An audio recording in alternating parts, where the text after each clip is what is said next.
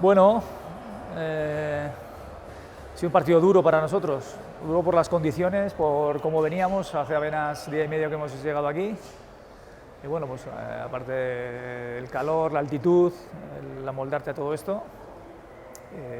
Y bueno, pero a pesar de que nos ha faltado ritmo, de que nos faltaban muchas cosas, ¿no? Después de apenas con una semana de preparación, bueno, para sacar conclusiones buenas, pues porque al final bueno, hay que poner también a los jugadores en estas tesituras que al final son complejas y complicadas para, pues bueno, para poder avanzar. Al final estamos entrenando, pero entrenar no es lo mismo que competir, hay que competir. Aquí además jugamos con un equipo bravo que ya lleva 3 partidos de competición, con un público que ha estado muy encima, y eso está bien para nosotros.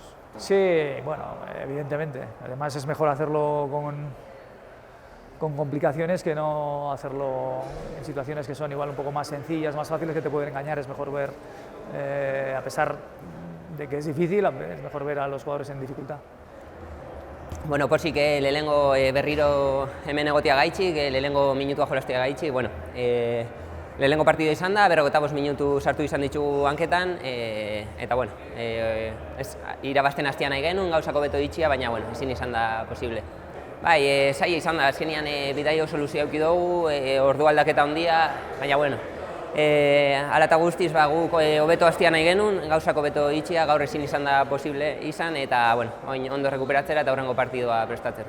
Bai, hori da, oin aurre denboraldian minutua jolastia oso garrantzitsua da, gaur lehenengo 45 minutuak jolastu ahal izan ditugu, eta bueno, posik eta lan gehiago itxera oin. Bai, ambiente politxa egon da, bi kluben artean ambiente oso politxa, lehenengo aurreko urtean jolastu zen partidoan, gaur hemen bebai, partido berezia izan da, eta bueno, pena ezin esan dugula irabazi.